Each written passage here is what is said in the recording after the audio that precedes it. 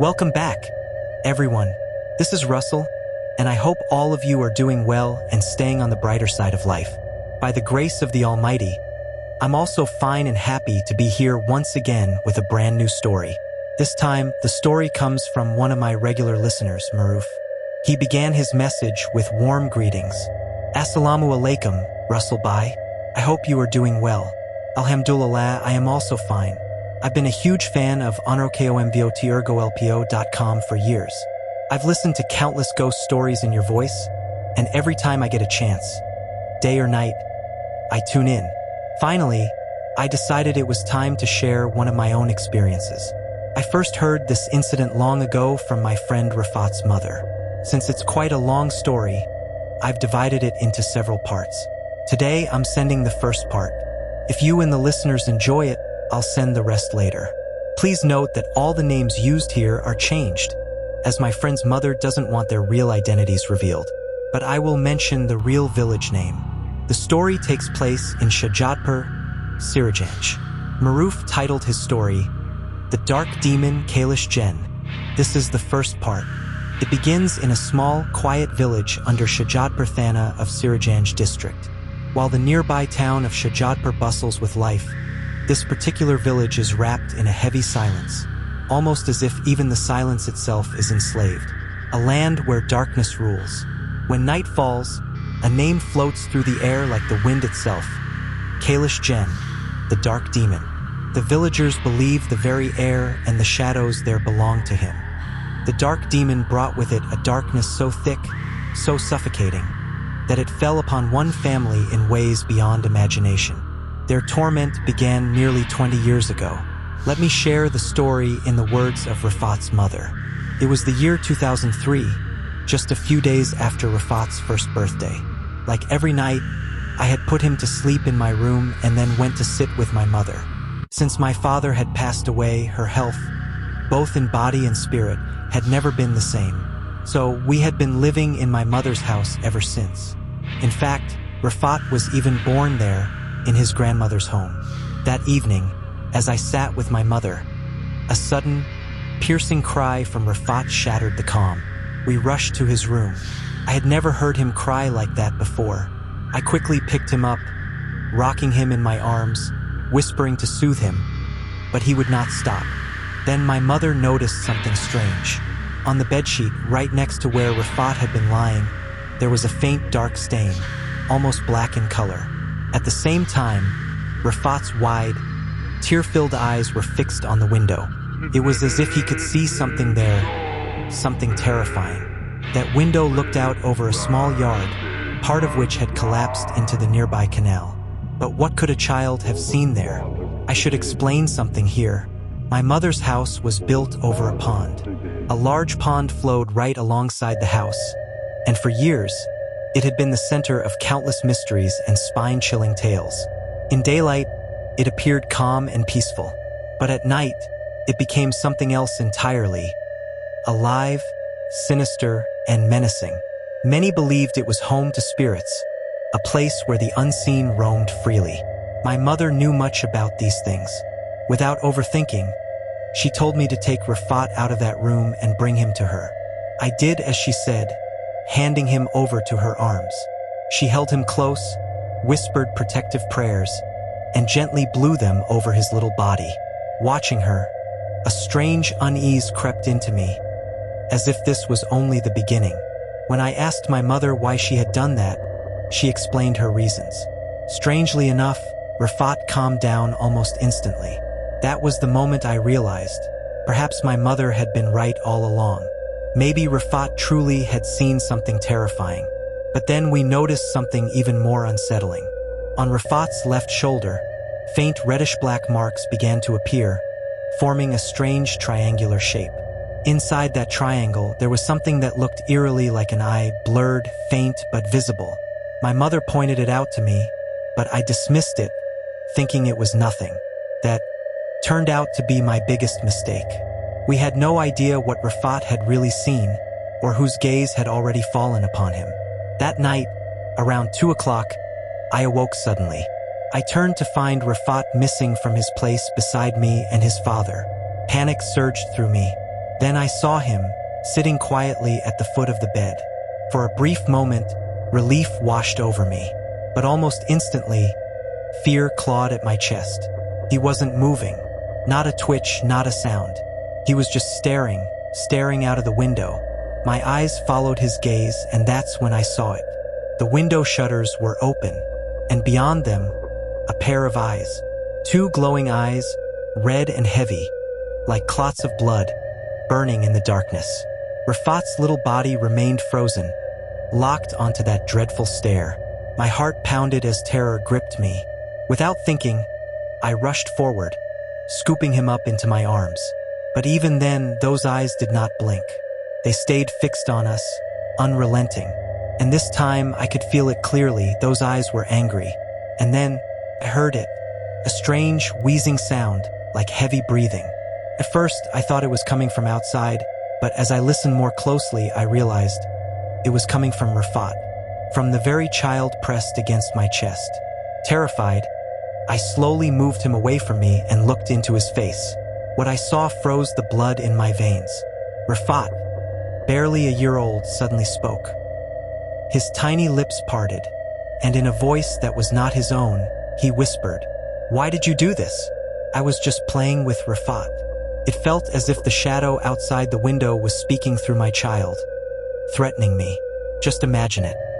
A dark room, midnight silence, the window wide open, and 2 glowing, blood-red eyes staring in at you. Then your 1-year-old child, who can't even form proper words yet, utters a chilling threat. I screamed with every ounce of fear inside me. My husband woke up in alarm, asking what had happened. Trembling, I pointed to the window. Just moments ago, it had been wide open, eyes glaring in. But now it was shut tight, completely closed. And Rafat? He was lying peacefully in bed, sound asleep, as if nothing had happened. I couldn't believe my eyes. My mind spun in confusion. Had I imagined it all? My husband insisted I was overthinking, that it was nothing but a dream. He told me to calm down, to lie back down and sleep. But deep inside, I knew what I saw was real. And this was only the beginning. Suddenly, from above the roof, the sound of crows echoed through the night. Their harsh cries pierced the silence. And at the same time, Rafat began trembling in my arms, crying uncontrollably. Then, something even stranger happened. The room started to feel unbearably hot and heavy, as though the air itself was suffocating us. A strange odor filled the space, thick and unsettling. I turned to my husband and said, "The room feels so stifling, so hot," but he brushed it aside. "It's winter," he said. Just then, Rafat's grandmother came rushing in.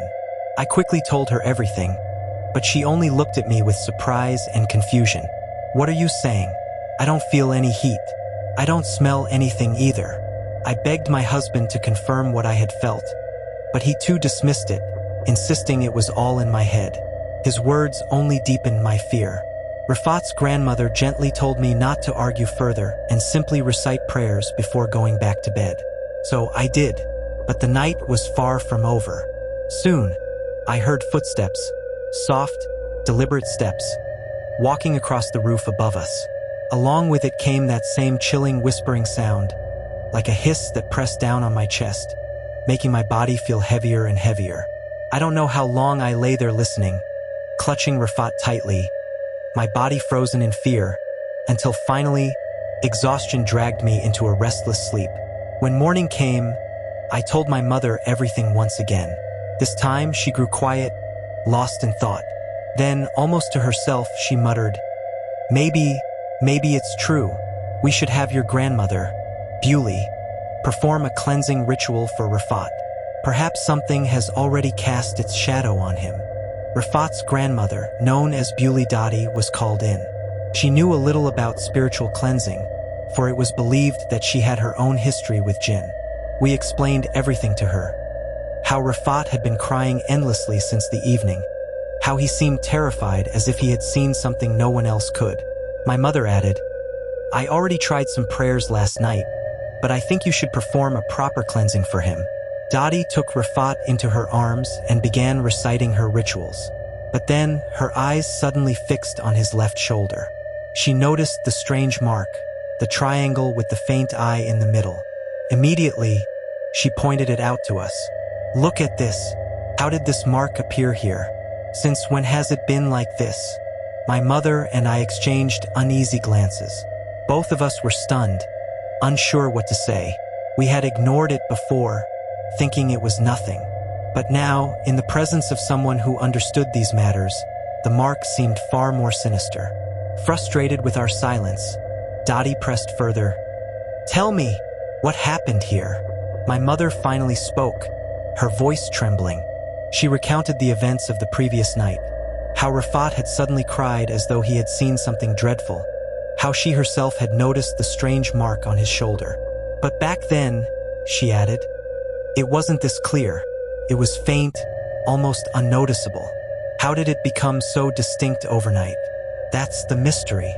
And there we were, terrified, bewildered, and regretting the one mistake that haunted us, dismissing the mark as nothing. After performing the cleansing ritual, Dottie reassured us, "I've done what needed to be done. Nothing should happen now. The rest is in Allah's hands." Her words gave us some relief.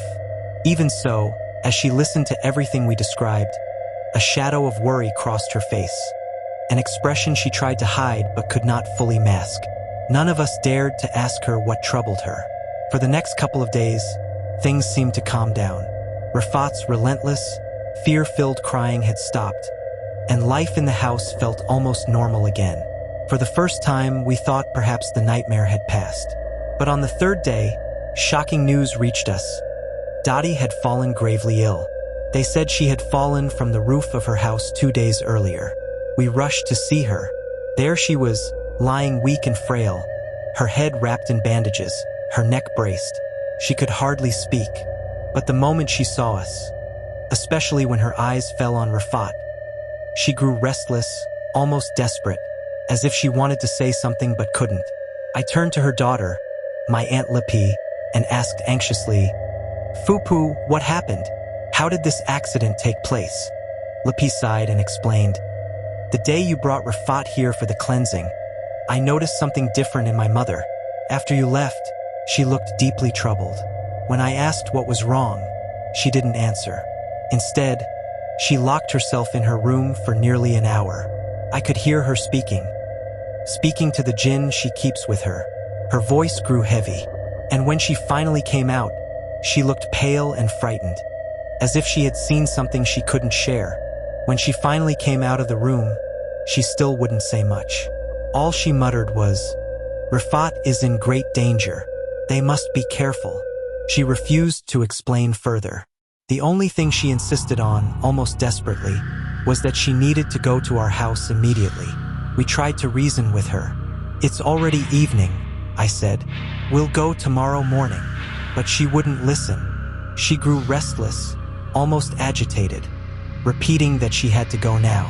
I left briefly to fetch some water for her ablution, since the Maghrib call to prayer had just been made. That's when I heard it, her scream. A scream so horrifying it froze me in place. I ran out in panic, only to find her missing from where I had left her. My heart pounded as I called out, "Ma! Ma!" searching frantically from room to room. But she was nowhere. My brother wasn't home either. I was all alone. Then, through the silence, I heard a low groaning sound. Fear tightening around me, I followed it outside. And there she was, lying near the main gate, writhing in pain. I rushed to her side to lift her up, but just as I bent down, she raised her trembling hand and pointed upward, toward the roof of our house. I followed her gaze, and in that instant, my blood ran cold. On the rooftop, I saw it, a shadow thick and black, like smoke, shaped like a child's figure. It darted quickly across the roof and disappeared into the darkness beyond. The sight lasted only a moment, but it was enough. My body shook with dread, my mind struggling to process what I had seen. And there lay my mother, frail and broken before me, whispering in agony. Without another thought, I carried her back inside, my heart racing with one single realization. Whatever had its eyes on Rafat, It was now far closer than we had ever imagined. From that night until now, her condition has remained fragile. But what shocked us most was what the doctors discovered. Someone had tried to strangle her. There were deep, dark marks around her neck, exactly like those left by strangulation. But the most disturbing detail?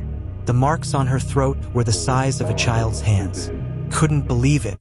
How is that possible? How could a child strangle Dottie? I asked in disbelief. Lapifupu nodded gravely. That's exactly what I thought. But the doctor confirmed it. Her neck had been gripped tightly. The blood vessels were damaged. This wasn't an accident. She paused, her voice heavy with dread. I feel this isn't normal. Somehow, it's connected to your son. My blood froze. What do you mean? I think this is the work of the jinn that accompany Mother. They must be the ones behind it. But Fupu shook her head firmly. No, not them. True, they were angry with her, but they would never attack like this. You know their rules and restrictions well. Your mother was never granted the full powers of a spiritual healer, only enough to sense and ward off small threats. That's why she could perform minor rituals and warn people of danger. She looked me in the eye, her voice trembling. But this time, the danger she sensed wasn't small. It was overwhelming. And from the moment she realized it, she became restless, desperate. Her last words sent chills through me. I believe someone is trying to stop her. Something far beyond what we can understand. My aunt's words weighed heavily on us. Someone doesn't want your mother to help. Someone is trying to stop her. Be careful and find a stronger spiritual healer. This isn't normal. My mother, listening silently all this time, finally spoke with effort. If what she fears is true, then do something about it. Find us a proper healer, someone strong. But my aunt shook her head. I don't know anyone trustworthy, but there is one man in the village. He lives alone, no family. People say his powers are real, and many have been cured by him. Let me make some inquiries. We returned home, uneasy but slightly hopeful. For a while, everything seemed calm. Rafat played happily throughout the day. By evening, I put him to sleep and busied myself with household chores. Then, as the sun dipped below the horizon, I heard it, Rafat's cry. My mother reassured me. He must have just woken up. Bring him to me. I agreed, but as I neared my room, I froze. The crying had stopped. Instead, I heard laughter, soft, playful laughter. Rafat's laughter. My heart sank. Those words from my aunt echoed in my mind. Trembling, I pushed the door open slightly and peered inside. What I saw nearly made me collapse. Rafat was sitting with his back toward me, holding a toy in his little hands. But he wasn't playing alone. He was laughing, giggling, while staring at the wall in front of him. His tiny eyes fixed on something invisible. And on that wall, there was a shadow that did not belong to him. On that wall loomed a terrifying shadow. It wasn't a person, it had no body. It was nothing but a dark, shifting silhouette. And within it, those same blood-red eyes glowed, burning with malice. My entire body froze. I couldn't move, couldn't even call out for my mother. Fear held me like chains. Then, Rafat's voice broke the silence. But what he said made my heart stop. Why are you here, Karumi? That's not my child. I stared in horror. His eyes, the whites were gone, completely black, and his face twisted into a monstrous smile. Before I could react, a scream tore from my throat, and everything went dark. I fainted. What happened after that, I only know because my mother later told me. She said that when she heard my scream, she rushed into the room. What she found was beyond belief. Rafat, our little boy, spoke again. But this time it was in my own voice. Word for word, he repeated exactly what I had just said before collapsing. How was that possible? He could barely speak like a toddler. And yet, in that moment, he mimicked me perfectly. My mother, trembling, tried to approach him, to lift him up in her arms. But when she reached out, she couldn't. She couldn't move him. No matter how hard she tried, he felt impossibly heavy, like a block of stone. Then, Rafat looked at her and laughed. "Can't you lift me?" he taunted, his small voice dripping with mockery. "Can't you?" And with that, he laughed again. A laugh so twisted, so inhuman, it sent shivers down her spine. She realized in terror, this was no longer Rafat. At least, not the Rafat she knew. The sight froze me to my core. In the blink of an eye, the shadowy figure rushed toward me. I screamed, shutting my eyes tight. Silence. When I dared to open them again, the figure was gone. I exhaled in relief too soon, because just then I felt it. A cold, bony hand resting on my shoulder. My body stiffened. A raspy voice whispered into my ear, words I could barely understand. Trembling, I cried out, "Who are you? And where is my grandson, Rafat?" The moment the words left my mouth, the nightmare returned. Rafat, or what looked like him, stood before me. His face leaned in close to mine, his lips brushing my ear as he whispered, "Do you want to know who I am?" And before I could react, his small hands shot up to my throat, squeezing tight. I gasped for air, my vision blurring, certain this was my end. Then, without warning, a blinding whirl of light stormed into the room, like a burst of energy from nowhere. It struck the shadowy figure with violent force, dragging it back, flinging it out through the window. Instantly, the suffocating heat that had filled the room faded. The air became calm, normal again. When my senses returned, I saw Rafat lying unconscious on the floor. He looked like himself again. Terrified, I crept closer, checking his tiny body. He was breathing, but unresponsive. I carried him carefully to the bed, still trembling, then splashed water onto your face until you finally regained consciousness. I told my mother everything, every horrifying detail, but the house was empty, no one else around to witness what had happened. And that, perhaps, was the most terrifying part of all. Rafat's father had been away that evening. I called him urgently, asking him to come home. When he arrived, I poured out everything that had happened, every detail. He looked at Rafat, who was lying quietly in bed, and shook his head. "See? He's just sleeping. You're overthinking. How can such a little child do any of this?" But my mother cut him off. Her voice was firm. "No, that was not Rafat. I saw it with my own eyes. We need to act before it's too late." Still, he refused to believe. "Amma, even you? I understand if she, pointing at me, is afraid, but you too? There's nothing here. If anything really happens, I'll take care of it. Don't worry. I'll even bottle it up if I have to." He tried to laugh it off, brushing it away as if it were nothing. But my mother warned him, "Don't joke about this." I saw it. His shadow was terrifying. Rafat's father only smiled, dismissing her words, a mistake he would later regret. That very night after dinner, we all went to sleep. Sometime in the middle of the night, I felt it, something brushing against my foot. My heart jolted awake. After days of terrifying incidents, even the faintest sound made me tremble. But this was a touch. I sat up in the darkness, eyes straining, and there it was, a black figure sitting silently at the foot of my bed. My scream tore through the night. The figure moved, and in a low voice it spoke. "It's me. I'm Rafat's father." Click. Suddenly the light switched on, and there he was, my husband, smiling nervously. I exhaled in relief, my heart pounding in my chest, as if I had just been snatched back from death itself. But something about him didn't feel right. He looked nervous, unsettled, almost shaken. Even in the cold of winter, sweat trickled down his face. When I asked what was wrong, Rafat's father explained. "I was asleep when I heard a voice calling me. At first, I ignored it, but then I realized it was Rafat's voice.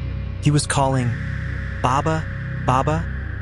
I reached out beside me, but Rafat wasn't there. That's when I panicked and tried to wake you, but you wouldn't move. So I got up to search for him. The door was locked from the inside. I was about to call for Amma when I heard the voice again. But this time, it wasn't just calling. It was crying, sobbing, almost begging me. The sound echoed in my ears, over and over. He paused, his face pale. I don't know how, but I must have fallen into some kind of trance. I felt pulled toward the voice, as if Rafat himself was leading me. I kept following it, deeper and deeper, until suddenly I stumbled, and in that moment, my senses came back. He swallowed hard, his hands trembling as he spoke. When I looked around, I was standing behind our house.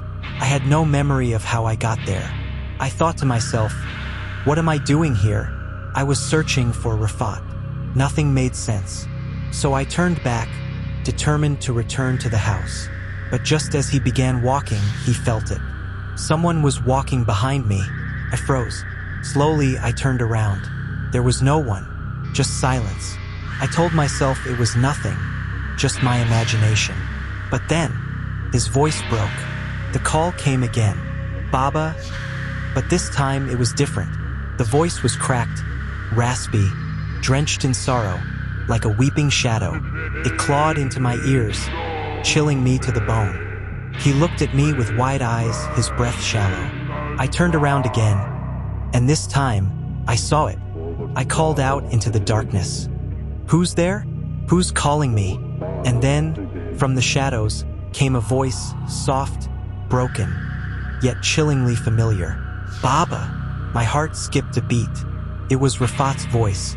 I shouted again. Who's calling me? Come forward. The voice echoed once more, this time clearer. And then I realized. It was coming from the old mango tree standing in the yard, its branches looming in the night. Fear tightening around me, I demanded, who's there? That's when I saw it.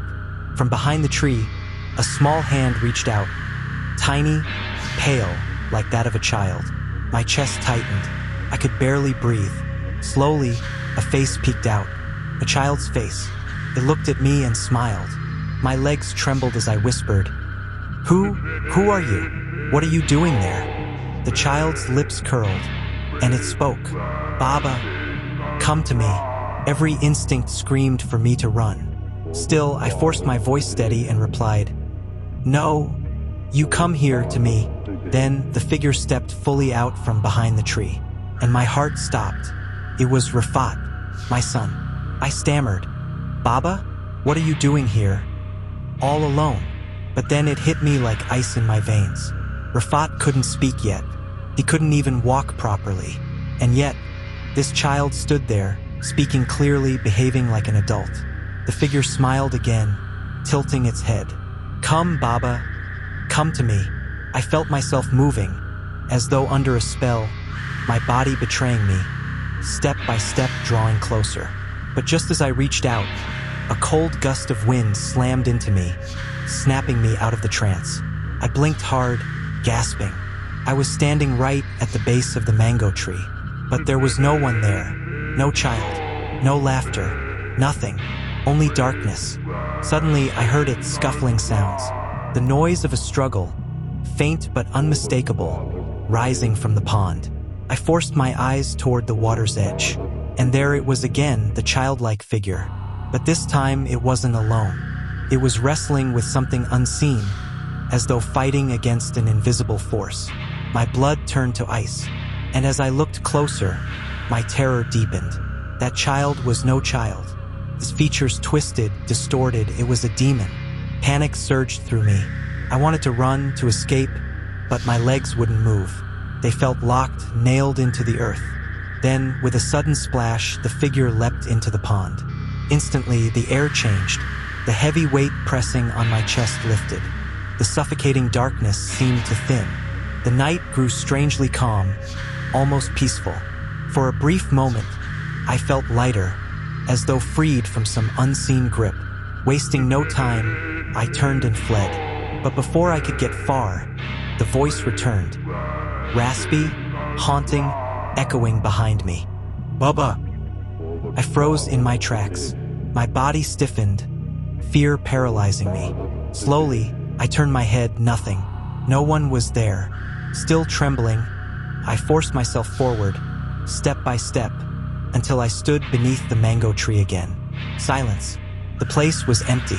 Relief began to creep in, until something warm and sticky dripped onto the back of my neck. Startled, I reached up with my hand, a liquid, thick, wet, and burning against my skin. The moment it touched my fingers, a sharp pain seared through my hand, as though it were acid. Another drop fell, this time heavier, splattering against my shoulder. My breath caught in my throat. I tilted my head upward, and what I saw above made my soul tremble. What I saw next was a nightmare I'll never forget. Perched high on the branch was our little boy, Rafat, but he wasn't alone. The very branch he sat on was not just wood, it was fused with something else. A hideous figure, its body covered in thick, bristling hair, its eyes burning red in the darkness. My breath caught in my throat. What is that? I stumbled back, one step, then another, my heart pounding. But before I could escape, a powerful force yanked me forward. I looked down and froze in horror. That creature's enormous, clawed hand was wrapped around my leg, dragging me back toward the tree. Panic surged through me. Without thinking, I began reciting prayers, my lips trembling, words spilling in desperation. And then it happened. From behind me came a scream, a piercing cry that shook the air. In an instant, the crushing weight on my body vanished. My limbs loosened. I could move again. I ran. I ran with everything I had, not daring to look back. By the time I reached safety, my body was shaking uncontrollably. So much had happened in such a short time that my mind couldn't even form words. I sat in silence, haunted by every image, every sound. And just when I thought it was over, another cry shattered the night. Rafat's father. I rushed to him, only to find him clutching his leg in agony. When I pulled his hand away, my stomach turned cold. The very spot where that creature had grabbed him was turning black, dark, swollen, poisoned by its touch. Without hesitation, I began reciting Ayatul Kursi and other protective prayers, blowing them over all three of us. Prayers my grandmother had once taught me. Prayers meant to fight back against things not of this world. Those protective prayers gave us some relief. For the first time, Rafat's father realized that none of this was our imagination. Everything we had seen, everything we had feared was real. But the next morning, his condition worsened. A high fever gripped him, leaving him weak and pale. Alarmed, I called my mother. She came quickly, asked what had happened, and I told her everything. Together, we decided there was no choice. We had to go back to Dotty's house. There, we explained everything to my aunt, Lapi Fupu. After listening, she finally said, I made some inquiries. I even spoke to him. The cabbage agreed to help. Hope flickered inside us. My mother asked about Dotty's condition. Fupu replied, she's better than before, but still can't speak properly. She can't walk fully yet. Once she's strong again, I'll try to learn exactly what happened to her. Moments later, Fupu returned with someone beside her. A man. I asked who he was, and she answered, this is Cabbage Kalam. I quickly welcomed him inside and called my mother to meet him. But when I turned back, my body went cold. He wasn't moving. He stood frozen at the gate, eyes shut tight, his body trembling faintly as if resisting something unseen. Before I could say anything, Fupu asked, her voice uneasy, what's wrong, Bai? Why are you standing outside? Why do you look so restless? We all waited for his answer. Then suddenly his eyes snapped open. His face was pale, his expression twisted with fear. And in a low, trembling voice, he uttered words that made our blood run cold. Destruction, death. This place is nothing but a land of death and ruin. None of us could understand what he meant. His words felt heavy, cryptic, terrifying. Fupu pressed him again, and Cabbage Kalam spoke, his voice trembling with dread. This is no home. This is a place of death. This house has fallen into the grip of darkness. Lapi, where have you brought me? Cannot do this. Forgive me. Desperation rose in us. We begged him not to leave. Finally, with reluctance, he agreed. Then take me through the entire house. I must see everything before I begin. And so he walked from room to room, murmuring verses under his breath. His face grew tense with every step, as though unseen eyes were watching him. At last, he reached the mango tree. He placed his hand on its rough trunk and began chanting. For a moment, everything was silent. Then his hand began to shake violently. Suddenly, as if struck by an invisible force, he was thrown back, flung to the ground a short distance away. We rushed to him in fear. My mother cried out, "Your hand, blood! Bring bandages, quickly!" But Kalam shook his head, his eyes dark. "This is not my blood." Our bodies went cold. "Then whose blood is it?" Slowly, he raised his trembling hand and pointed at the tree. We followed his gaze and froze. From the bark of the mango tree, a dark liquid oozed out, dripping like thick blood. Our minds reeled. How could this be? Kalam's voice cut through the silence. "Do not be surprised. In this place, anything is possible. You don't understand. This is no ordinary spirit. This is the darkness itself. It seeks to devour all light." His words struck deep, and in that moment we realized the truth. He was right. This was no ordinary haunting. It was a battle against the very embodiment of darkness. "Let me see carefully first," Kalish Kalam said. Then he turned his attention to Rafat's father, who was still weak and unable to stand properly. We brought him forward. He could hardly lift his head, his body trembling. Kalam placed his hand gently on his head and began reciting verses. Almost immediately, Rafat's father started shaking uncontrollably. Kalam slowly lowered his hand from his head to his body, and that's when we saw it, his leg. The very spot where the creature had grabbed him the night before was swelling grotesquely. What had been only a wound earlier was now inflamed, throbbing, so swollen he could no longer move it. Kalam's face grew stern. He clenched his left hand into a fist, whispering prayers. Then, with sudden force, he opened his hand. We gasped. On one of his fingers was a sharp, pointed nail. Before we could ask anything, Kalam pressed that nail deep into the swollen flesh of Rafat's father's leg. A piercing scream ripped through the air as the skin split open. Blood poured out, and with it came something far more horrifying. From the wound crawled a strange creature, scorpion-like, its body glistening with blood. My aunt rushed forward to kill it, but Kalam stopped her sharply. "No, do not touch it. If it stings you, you will not survive." We stood frozen as the creature scuttled away, moving unnaturally fast. Our eyes followed it until it reached the base of the cursed mango tree. There, it paused, its shadow flickering against the bark, before vanishing into thin air. Once again, the tree had claimed its darkness. I suddenly heard my husband's voice calling out. We rushed to him and froze in disbelief. The fever was gone. The swelling on his leg had vanished. There was no wound, no trace of the horrific injury from before. He looked perfectly fine, as if nothing had ever happened. We stared at one another in shock. Before we could say anything, Kalish Kalam spoke from behind us. "Do not worry. Your husband is safe now." That creature had already begun its work, trying to consume him from within, to destroy him piece by piece. But by Allah's mercy, he has been freed.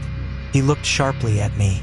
"Your husband joked about bottling the demon, but such things are never a joke.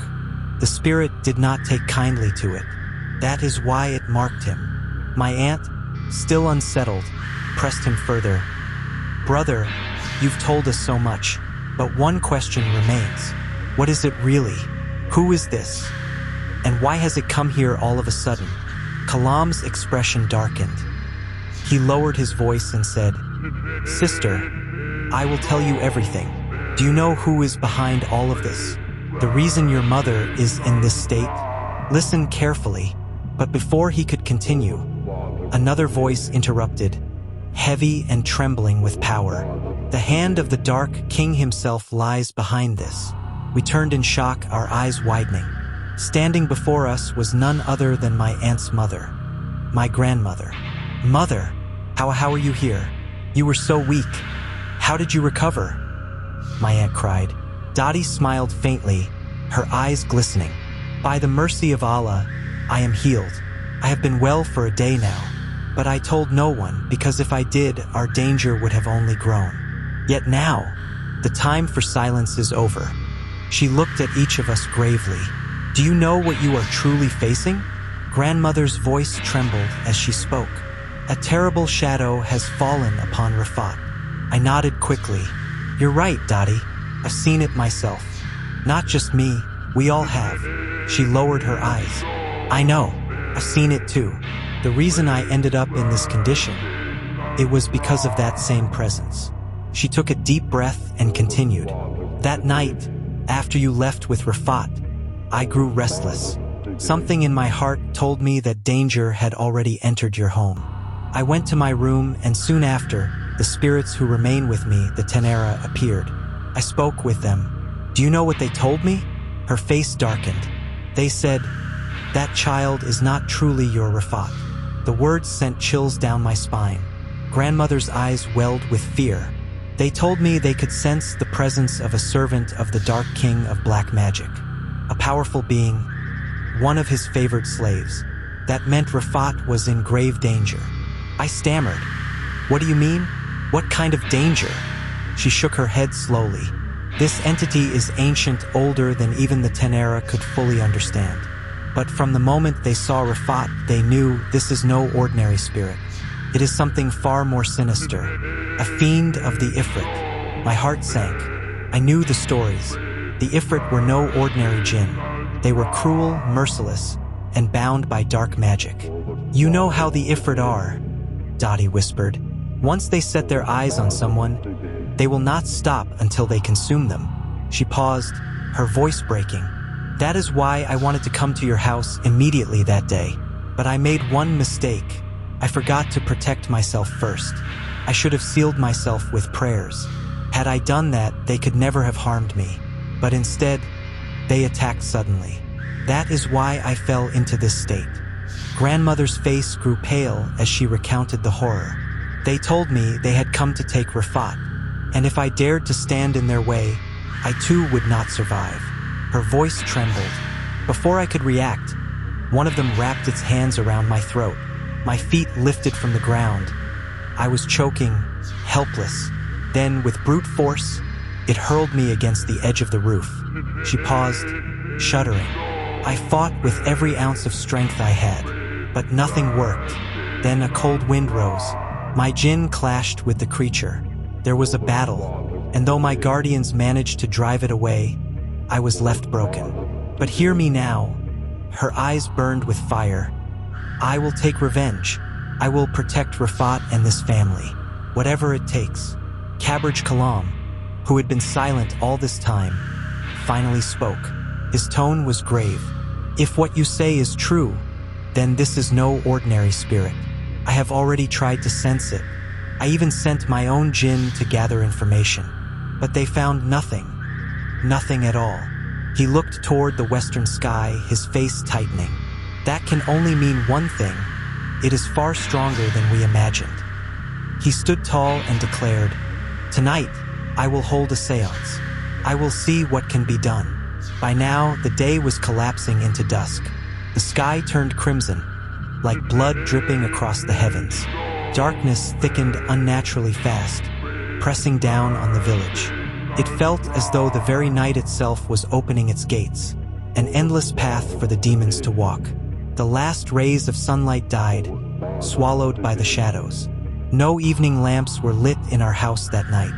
The darkness was left unchallenged, invited in, and with that darkness came a suffocating certainty. Something terrible was about to happen. Cabbage Kalam prepared himself, ready to face whatever lurked in the unseen. And when he finally arrived at our door, his face told us everything. In his hands, Cabbage Kalam carried a small rooster. My mother asked him what it was for, but he remained silent, lips moving in constant prayer. Finally, grandmother whispered, He is reciting the invocations needed for the ritual. As for the rooster, I do not know either. She explained that when Kalam had first come to her house, he locked himself inside a room. Hours passed in silence. Only once did he emerge, to call upon her jinn for assistance, before shutting himself away again. Now, at last, he stepped toward the cursed mango tree.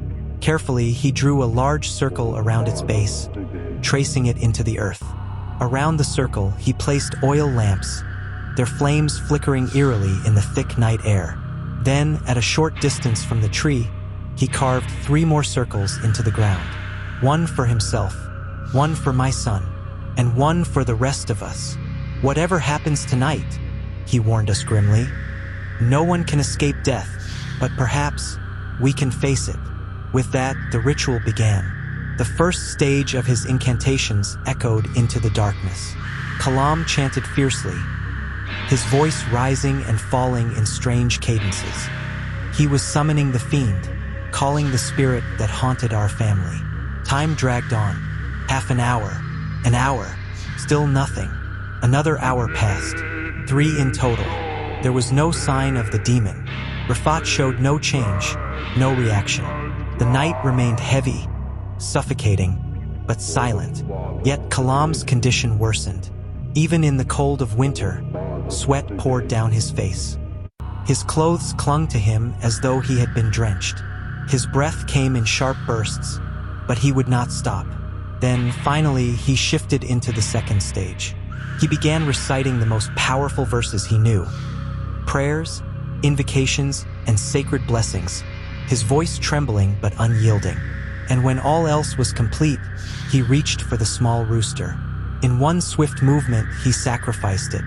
The blood pooled into the earth, and that was when everything changed. The rooster's body was left inside the circle beneath the mango tree. As Cabbage Kalam continued his work, his voice deepened into strange tones. Prayers, chants, and words none of us could fully understand. Watching him, it seemed as though he was no longer himself. His body trembled, his eyes glazed, as if another force had taken control of him. Then, all at once, the lamps surrounding the tree blazed brightly together, their flames rising unnaturally high. The air thickened. The open yard no longer felt like the outside world. It was as if we were trapped inside a closed, suffocating chamber. We stared wide-eyed, frozen in silence. And then, for the first time, Kalam spoke in a thunderous voice. "You are surprised? I knew it. The demon has been inside Rafat all this time. My ritual has forced it out. Now it will show us its true strength." Before we could process his words, a sound erupted. A voice, but not one. It was layered, twisted, as though several voices spoke at once. "You will see me," it hissed. Suddenly, a violent gust of wind roared past Kalam, slamming against his back. He staggered, and we all turned sharply toward the noise. There was nothing except one horrifying realization. Where is Rafat? Panic spread instantly. Kalam's voice boomed again. "Where is the child?" Terror gripped me, and I broke down crying. "That monster, it's taken my son." I moved to step out of the protective circle, but Kalam's shout stopped me cold. "No, do not leave the circle. That is exactly what it wants." His face was pale, his voice shaking with urgency. "If even one of you steps outside, the power of both circles will collapse. And then, nothing will save you." Kalam's voice thundered. "This demon will not spare any of you. It has taken the rooster, but where has it gone?" Before we could answer, a sound creaked above us. We all looked up and froze in terror. There, on a brittle branch of the mango tree, sat Rafat. His tiny body balanced on the edge, the rooster clutched beside him. The sight was so grotesque, so unnatural, that words cannot describe the horror of it. Kalam's roar shattered the silence. "Return that child to his mother's arms." But the thing answered with a voice that was not Rafat's. "This child must be sacrificed, offered in the name of the Dark One." A chill swept through us. At last, the truth was clear. The demon sought to offer Rafat as a sacrifice, to strengthen its own power through blood. We broke into tears, our bodies shaking with helpless fear. Kalam's eyes burned with fury. "O cursed spirit, do you not know? When darkness spreads its shroud across the earth, believing it has conquered, the sun will still rise, tearing apart the black veil and erasing it completely. We are the creation of Allah, your master, and you are nothing but an ant before him. Release the child. The fiend hissed back, its voice cold and venomous. You will regret this. The end will be terrible. I am astonished at your defiance, Cabbage. You are no simple man to be dismissed. But Kalam did not falter.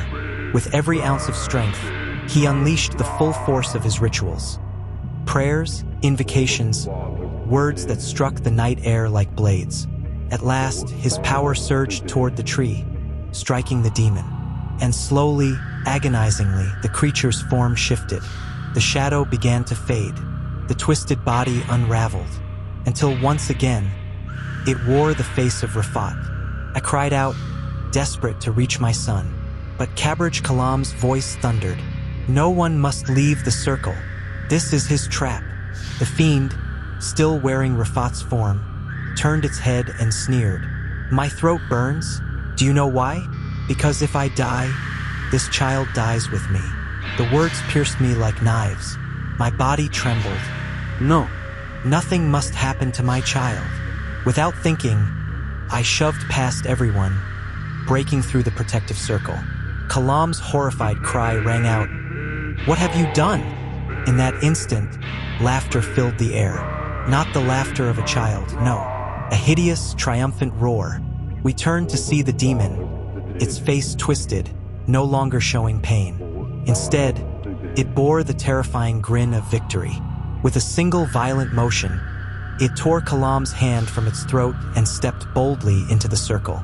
Both protective circles flared and vanished, snuffed out in an instant. The demon burst into wild, echoing laughter, shaking the ground beneath us. Kalam was hurled backward, his body slamming against the trunk of the mango tree. He collapsed to the ground, his forehead splitting open. Blood streamed down his face. We screamed, rushing toward him.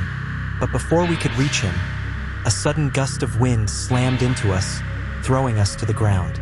The demon dragged Kalam by his leg, pulling him to its feet. It loomed over him, ready to strike, ready to end him once and for all.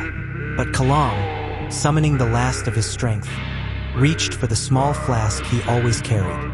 With trembling hands, he flung the sacred Zamzam water onto the creature's face. The effect was instant. The fiend shrieked, its cry ripping through the night. Smoke hissed from its skin as it recoiled violently, releasing Kalam from its grip. For a fleeting moment, hope flickered in the darkness. The demon vanished, dissolving into the night. I ran to Rafat, scooping him into my arms. His little body lay limp and lifeless against me. My heart sank. He was breathing, but faint, fragile. Around his neck, I noticed something I hadn't seen before. A small prayer bead pendant, a tasbih.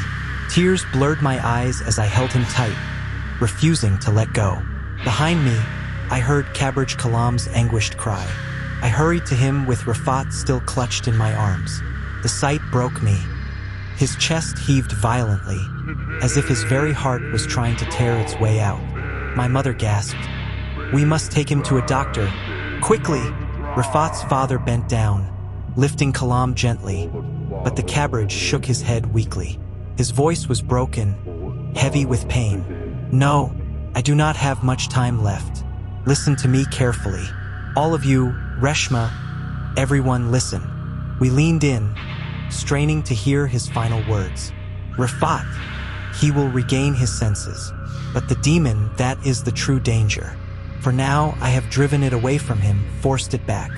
But your time is short, very short. Blood trickled from his lips as he pointed at the beads around Rafat's neck. That tasbih, it is mine. Through it, I have bought you 72 hours of protection. Only 72 hours. Keep it with you. After that, this talisman will still serve you, but you must act. His voice faltered, but he forced the words out. Take Rafat to Alhaj Kabir Huser. He is the only one who can guide you further.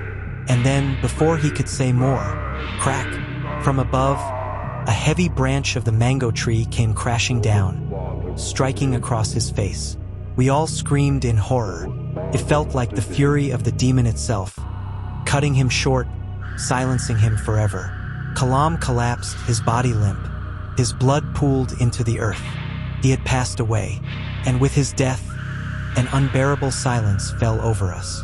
And with Cabbage Kalam's death, the demon's laughter rang out, a chilling declaration of its victory. But almost immediately, from far away, the call to prayer echoed through the still night. The sweet sound of Far Adhan drifted from the mosque, cutting through the darkness like a blade of light. Even today, we are left in regret.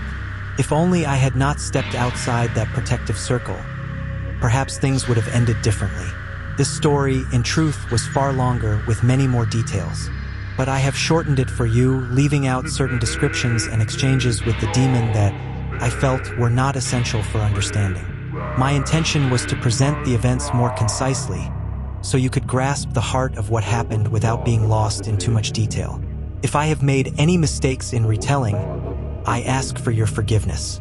And to the one who sent this story, I will say this: perhaps it could have been written even more briefly, yet still carried its full meaning.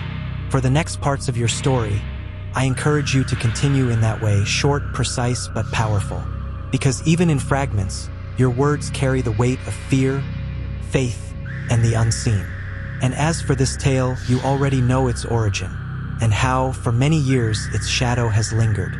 This entire story, as you've heard, was shared with us by Rafat's mother. She herself lived through it, and it all took place back in mid-2003. She even mentioned the exact location where it happened. Now, whether you choose to believe it or not, that is entirely up to you. Many of you often ask me, are these stories true? To that, I will say this: the name of the village has been given. If you truly wish, you can look into it yourselves. And if you do, let me know what you find. For now, we will leave the story behind and move on to the next one. A heartfelt thank you to the person who sent this terrifying account. We hope to hear more from you in the future as well. And with that, let's step into our next tale. Musical note: music fades in. Hide and seek. If you hide, I will surely find you. Musical note: music fades out. Welcome back, everyone. I'm Russell, and I'm truly grateful to have you here. I hope you're all well, safe, and most importantly, among the side of goodness. I'm doing well myself, and yes, I'm with the side of goodness too. So, without further delay, let's move into some audio clips sent in by our listeners. I hope you'll stay tuned from beginning to end, and I'm sure you'll find them just as captivating and chilling as the last one. Let's begin. Assalamu alaikum, dear Russell Bhai. I won't even ask how you are, because I know you're always with the side of goodness. My name is... I'm from Kumala district, Hamna Thana. So today, I'll be sharing with you another story. Before I begin, let me mention I had sent 2 earlier emails, but perhaps they weren't selected for one reason or another. That doesn't bother me. What matters is that I can share this story with you now. This incident happened to one of my distant cousins. His name is Mustafa. Without wasting any more time, let's get into it. Mustafa Bhai was a hardworking man. His days were spent in labor, returning home only in the evenings, tired but content. One such evening, after a long day's work, he returned home to find the house unusually empty. His wife had gone back to her parents' house a few days earlier to spend some time there. His father and mother were also away, staying at his elder brother's home, as his brother had fallen ill and needed care. That night, Mustafa was completely alone. He bathed, ate his dinner quietly, and then sat in silence. But soon, the emptiness began to gnaw at him. The house felt too quiet, the silence too heavy. He could not shake the unease. Sitting there in the dark, he thought to himself, since my house is near the... Mustafa thought to himself, my in-laws' house is just 2 kilometers away. That isn't far. Instead of spending this lonely night here, why not walk there and stay with my wife? By morning, we can both return home together. Once the idea struck, he wasted no time. He packed himself up lightly, grabbed a small torch, and set out into the night.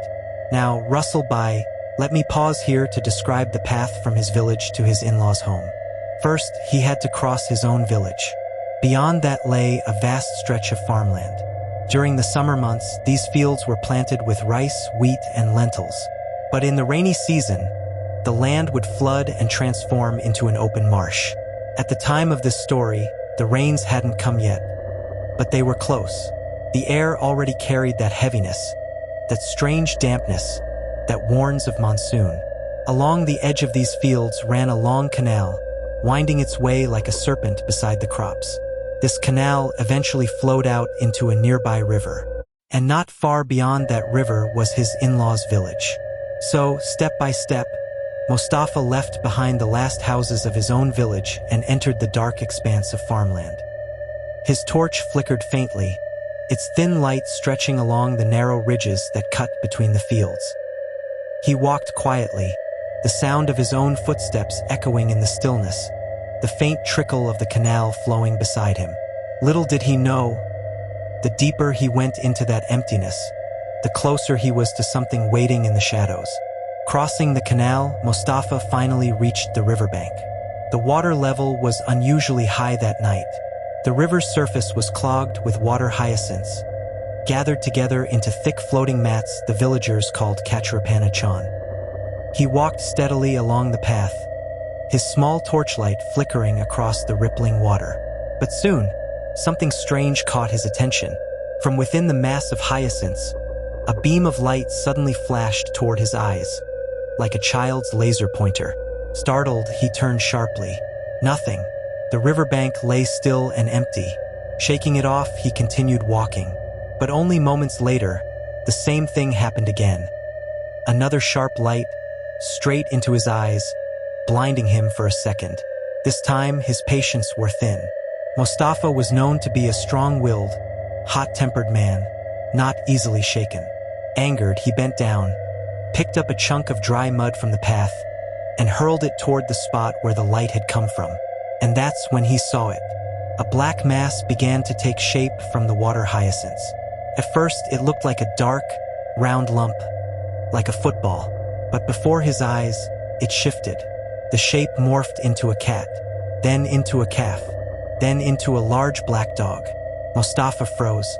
His chest tightened. Fear pricked at his skin. Yet, even with his heart racing, his pride whispered inside him, "If I show fear now, it will only grow stronger." So he steadied himself, gripping the torch tighter in his hand, unaware that this was only the beginning. Mustafa knew what he was facing. He was a village man, and in the villages, strange and unexplainable things were not uncommon. He had grown up hearing stories of such entities. Fear, he reminded himself, would only make him weaker. Courage was his only weapon. Gritting his teeth, he shouted into the night, "Stop playing tricks with me. If you have any courage, then come and face me head-on." No sooner had the words left his mouth than the shadow obeyed. It vanished from the riverbank and, in an instant, reappeared just a few steps in front of him. Mustafa froze. The figure was pitch black, vaguely human in shape, but twisted, deformed. Its face was hidden, yet its mouth stretched wide in a grotesque grin. The laughter that spilled from it was not human. It was jagged, broken, chilling. Mustafa's torchlight caught glimpses of its limbs. The skin on its arms and legs hung loose, wrinkled and sagging like the flesh of an old corpse. The creature hissed with laughter again before lunging forward. Claws raked across Mustafa's body. He staggered as the thing tried to drag him down, pulling him toward the water, toward the black current waiting to swallow him whole. But Mustafa was no ordinary man. He was strong, fearless, hardened by labor. Roaring, he fought back with everything he had, kicking, punching, striking wildly with his fists. Blow after blow landed against the dark figure. Yet it was like striking smoke. His attacks passed through, landing with no real weight, no real effect. The monster only laughed louder, its grip tightening, its strength pressing him closer to the water's edge. And in that moment, Mustafa realized this was no ordinary fight. Mustafa swung his fists wildly, punches, kicks, slaps, striking in every direction. But he couldn't tell if any of his blows were actually landing. It felt as if he was fighting against air or smoke. Still, he refused to give up. He struck harder again and again until he noticed something strange. Each time his fist connected with the shadow, a sharp, animal-like cry escaped it. Just like when you hit a dog or a cat and it yelps in pain, that same sound came from the creature. This gave Mostafa a sliver of hope. A battle of wills began, his strength against its darkness. He pressed on, forcing himself forward, step by step, refusing to let it drag him down. Then, suddenly, silence. The creature was gone. Exhausted but determined, Mostafa straightened himself and began walking again, heading toward his in-laws' home. For a few minutes, everything was calm, but then he felt it, a cold hand gripping his hair. Though his hair was cut short, it was as if someone's fist had wrapped tightly around it, yanking him backward. Mostafa staggered, struggling against the pull. He forced himself forward, inch by inch, teeth clenched, even managing a bitter laugh at the absurdity of it. And then, the voice came, low, guttural, whispering into his ear. "You are brave. I like you. Stay with me. This place, I like it. Stay with me. Forever." Rustle by. At that moment, Mostafa realized this was the same entity he had been wrestling with all along.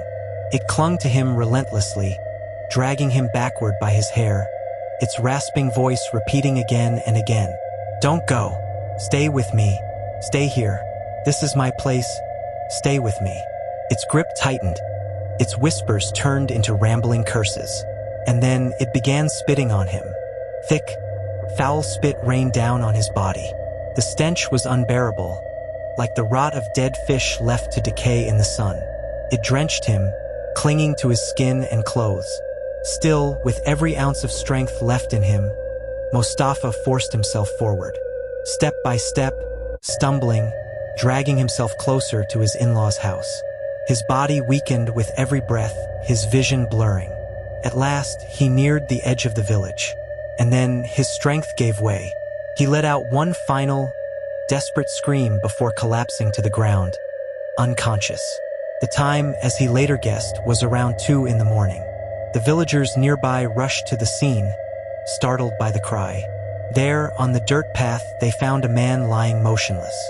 Someone bent down, peered closer, and exclaimed, "It's him! It's so-and-so's son-in-law." They quickly lifted him, carried him into his in-laws' home. Water was sprinkled on his face. His hands and feet were rubbed, until at last, Mostafa opened his eyes. When Mostafa finally regained consciousness, he whispered weakly, "I feel filthy. Please, bathe me first." So his in-laws carried him beneath the tube well. There, they poured hot water over him, scrubbing his body with soap, hoping to cleanse whatever clung to him. But no matter how hard they tried, the stench remained.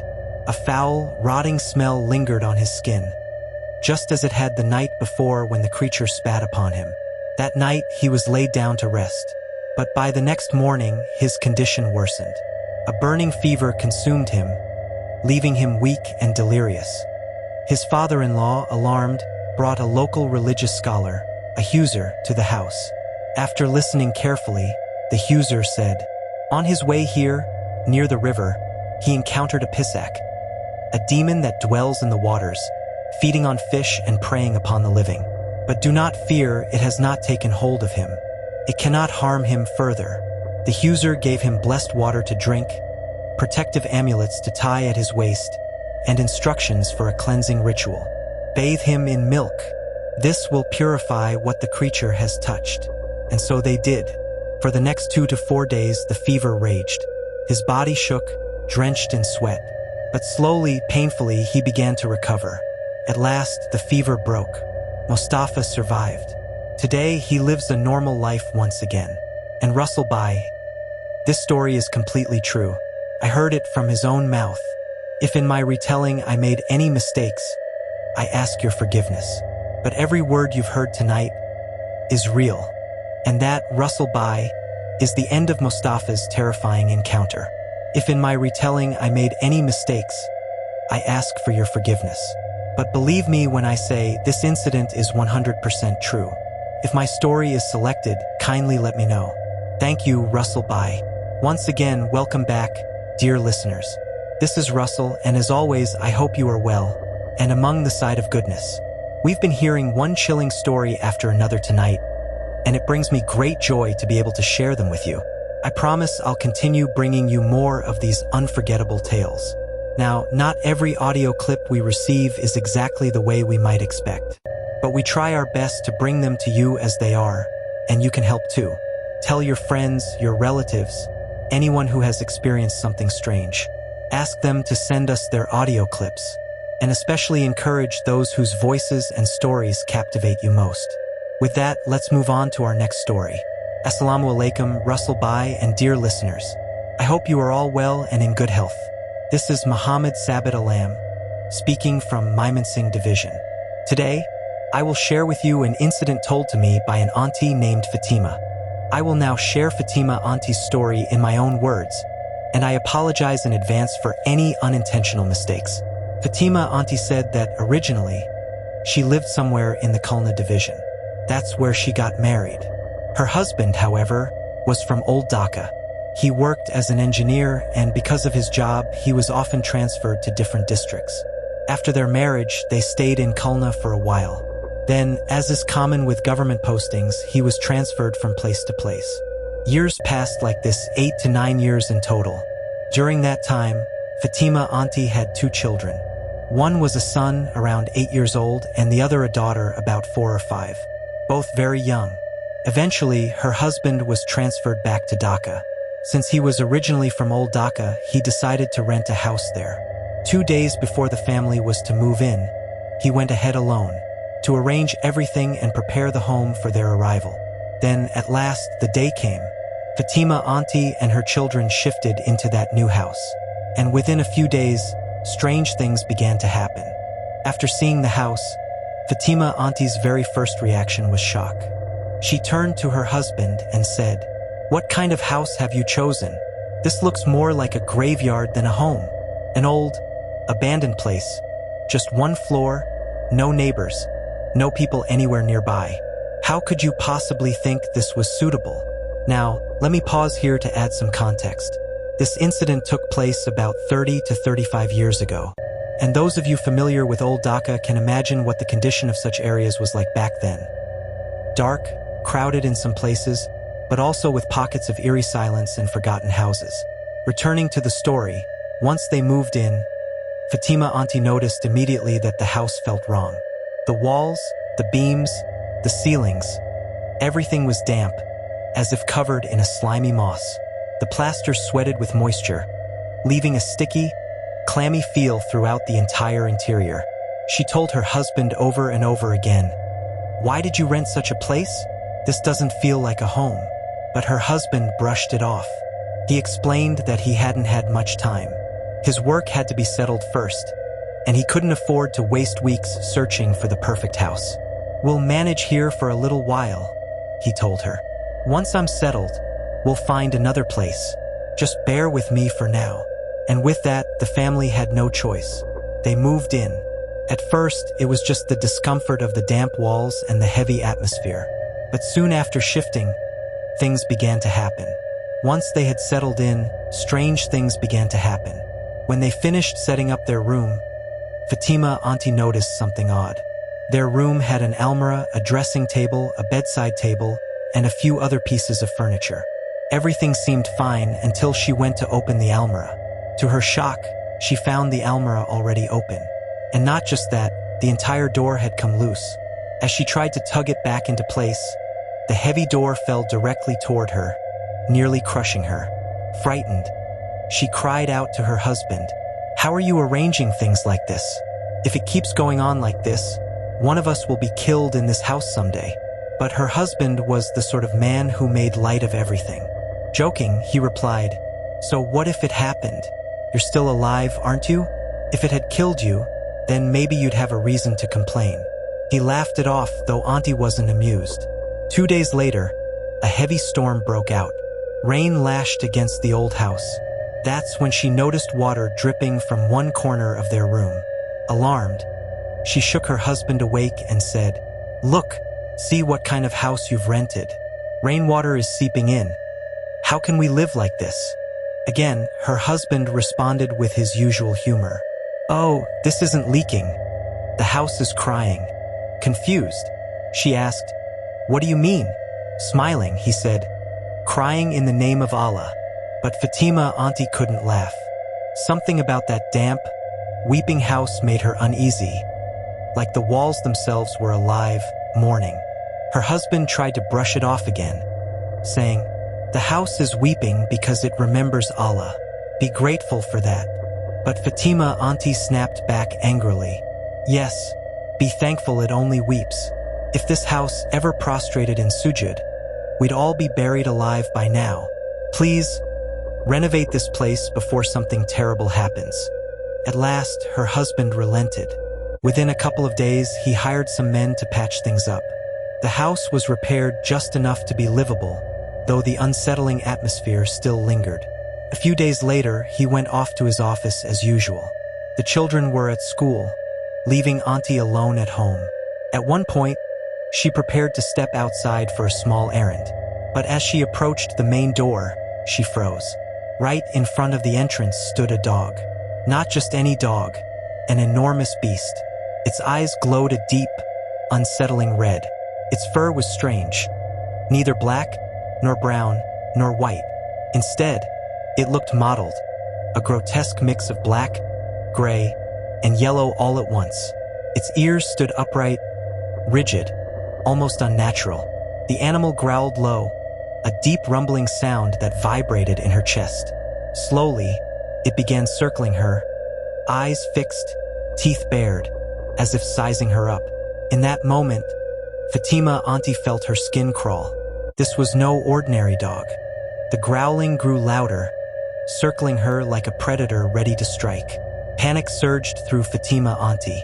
Suddenly, the dog backed away from the doorway, just enough for her to make a desperate move. Seizing the chance, she rushed out of the house, slammed the door shut behind her, and locked it tight. Her heart pounded as she stood outside, scanning the street. If she could find anyone to help, maybe they could drive the beast out. By sheer fortune, 2 day laborers happened to be passing by. She hurried over, calling out, "Brothers, please, I need your help. A huge dog has entered my house. I'm alone. I can't deal with it.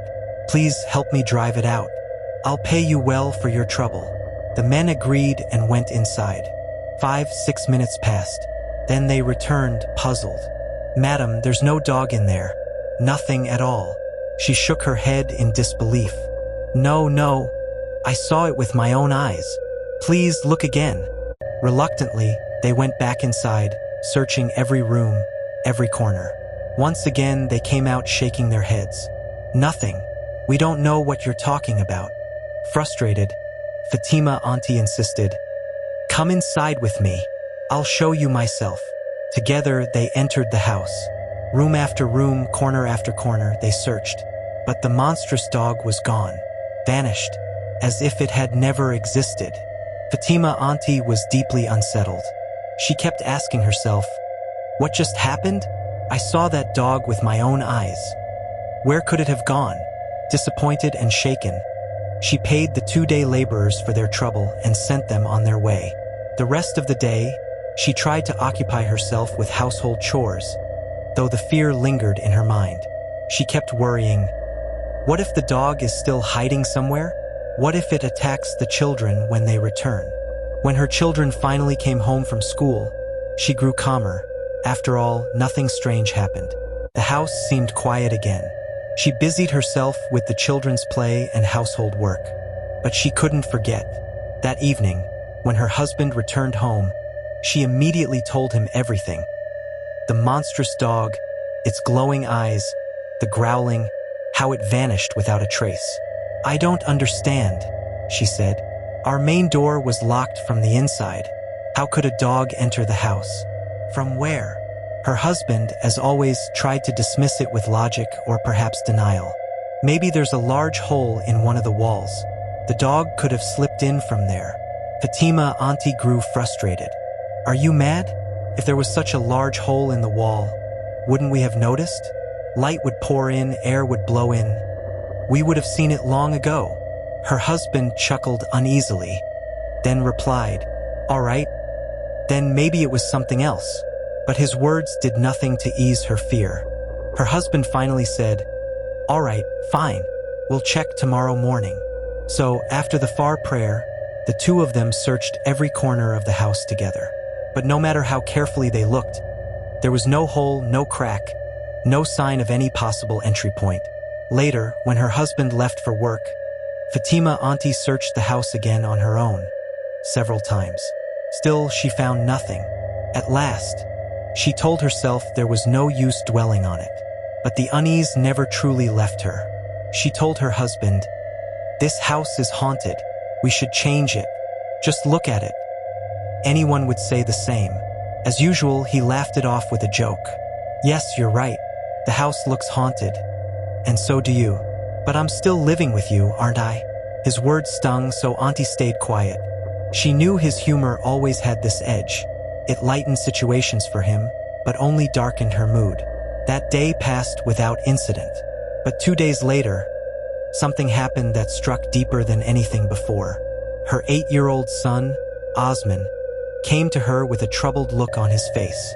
His younger sister, Amina, was nearby, watching silently.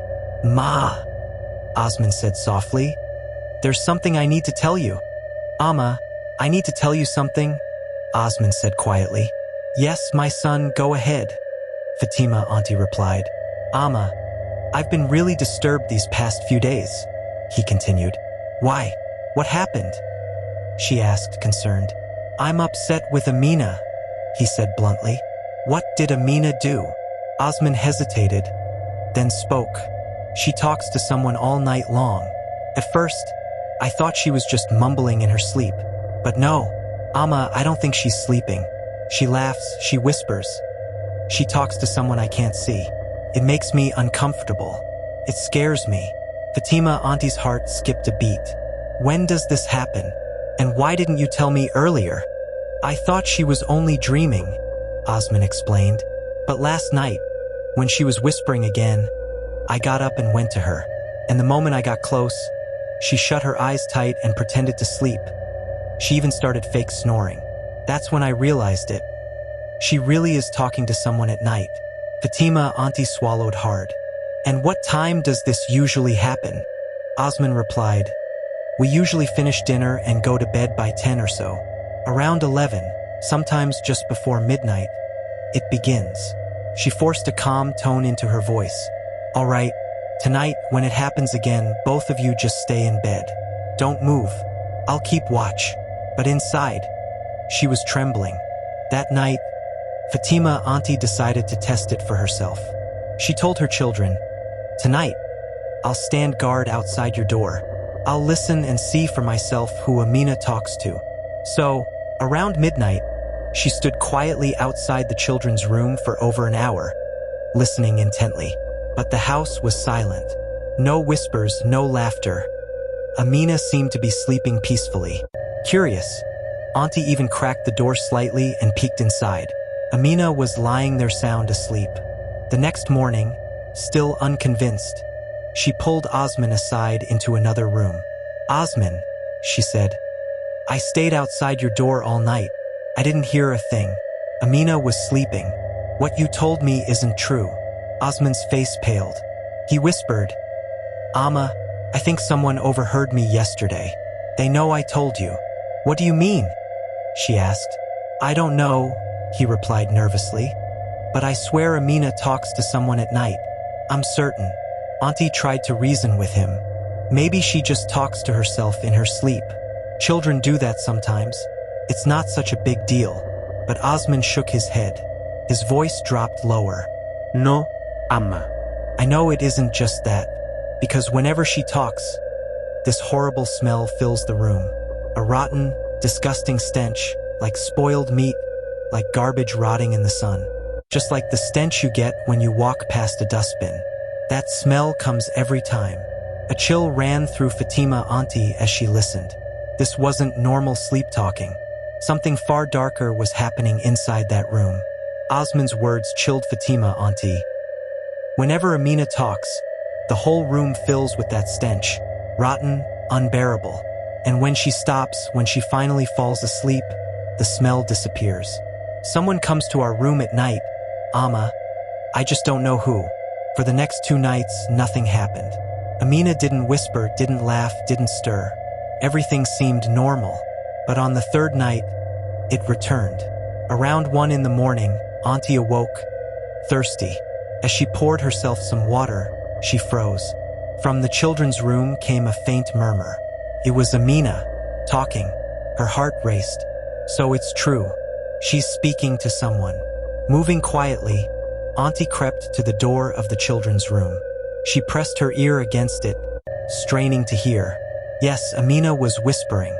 But the other voice, if there was one, was too faint. Just muffled sounds, low and unclear in the stillness of the night.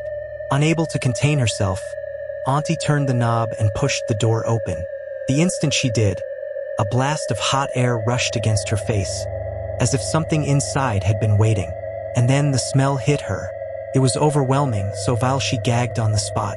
The stench of rotting flesh, of blood left unwashed after slaughter, of spoiled meat festering in the heat. The air itself seemed soaked in decay. Her stomach churned, and she nearly vomited as she stepped into the room. And then she saw Amina. The moment Fatima, Auntie, opened the door, Amina suddenly lay down and shut her eyes tight, pretending to be fast asleep. Auntie rushed to her side, stroking her head, whispering softly, "Amina, are you asleep?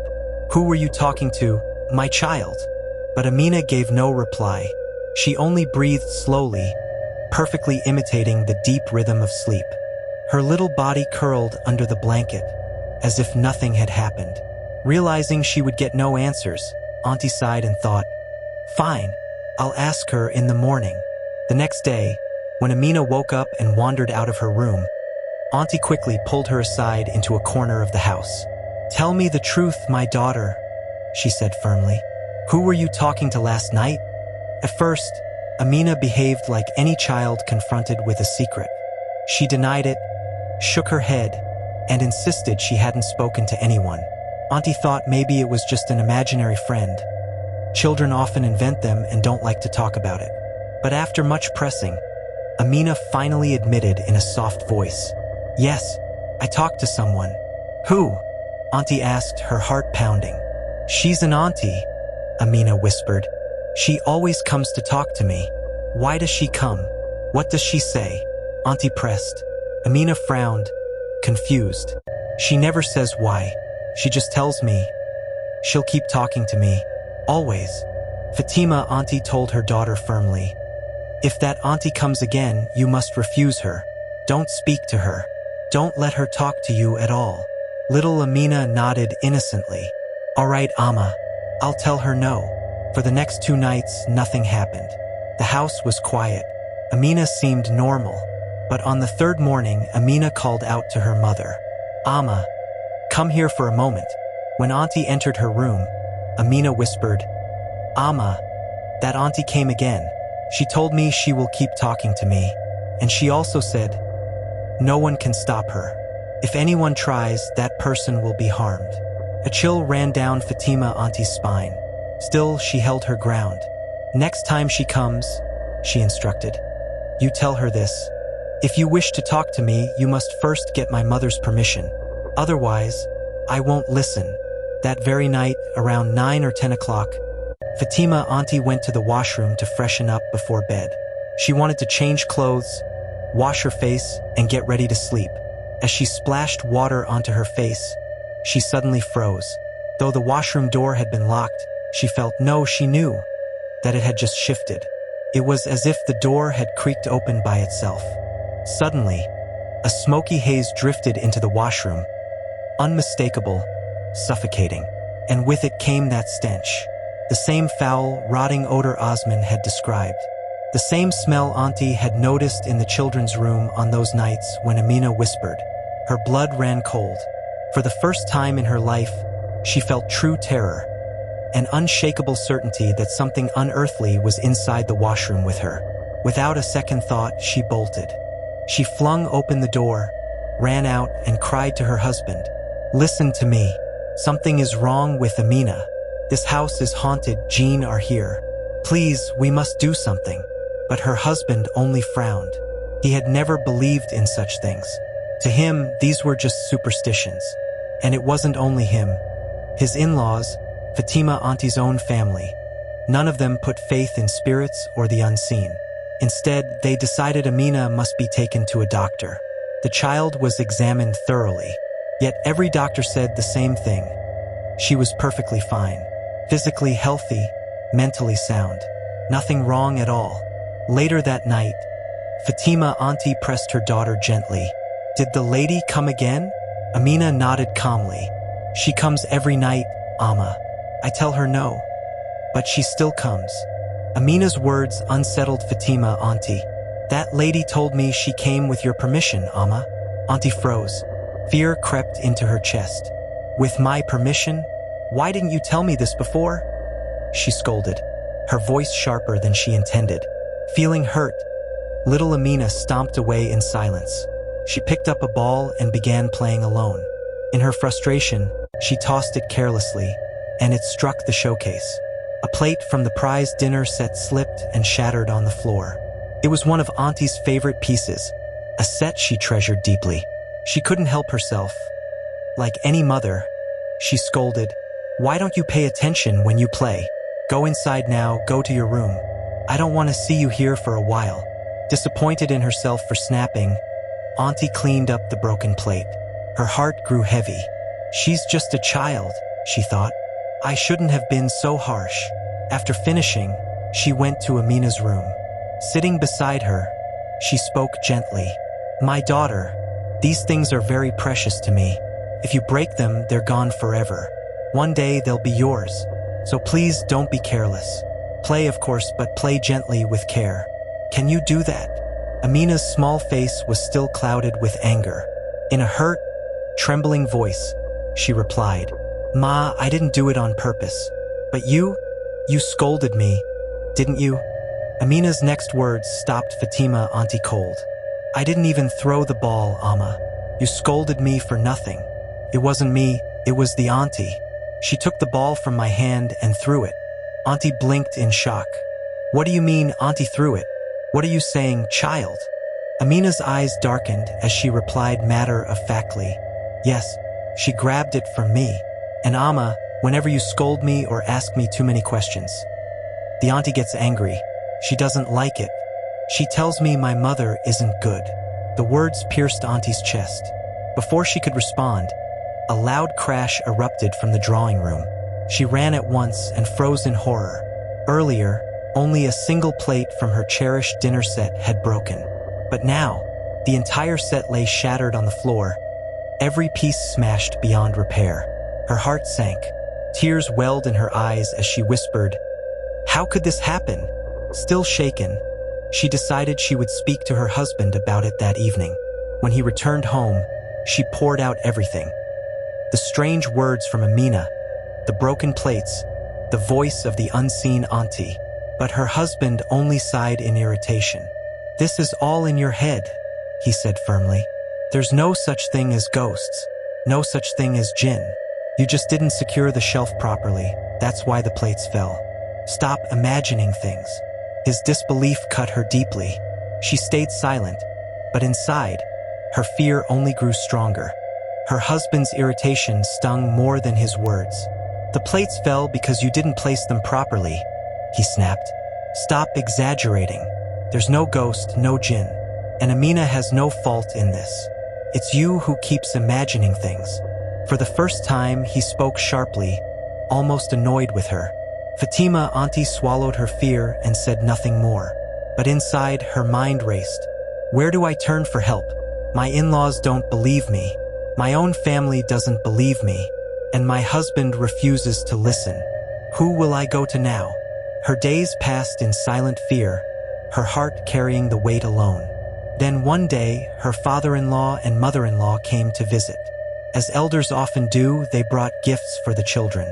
Her mother-in-law sat with Amina, playing the familiar game, hiding chocolates in her hand and asking, "Guess which hand it's in. If you're right, you'll get it." But Amina's reaction was unsettling. She pouted and insisted, No, I want all of them. I won't guess. I should get everything at once. The elders laughed it off as childish greed, but Fatima auntie couldn't shake the unease.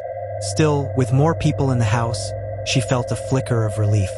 For the first time in weeks, she smiled faintly and thought, at least now we're not alone. Maybe with more people around, nothing bad will happen. Feeling a little lighter, she went into the kitchen to make tea for everyone. As the kettle whistled, she thought she finally had a moment to breathe, but the house had other plans. As Fatima auntie poured steaming tea into cups, she carefully balanced the tray, ready to serve. But before she could step out of the kitchen, a piercing scream shattered the air. It was her mother-in-law, screaming with such agony. It sounded as though her very soul were being torn from her body. Startled, Auntie dropped the entire tray. Cups and plates clattered to the floor, tea spilling everywhere.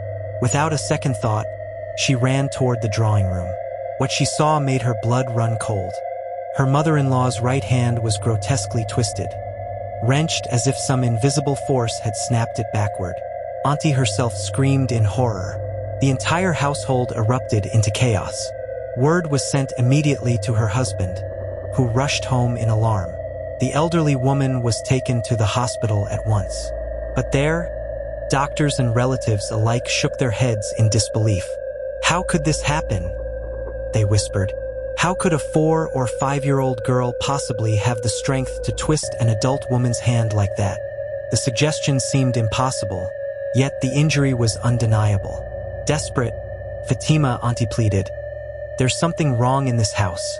Please, I beg you, take this seriously. But her mother-in-law brushed it off with a stern face. There is nothing wrong with the house. The problem is not spirits. It's in people's minds. Your daughter needs a doctor, not your superstitions. And so, once again, little Amina was dragged to doctors who found nothing. No illness, no abnormality. All the while, the shadow in the house grew bolder. Despite repeated visits, the doctors found nothing. Your daughter is perfectly healthy, physically and mentally, they said.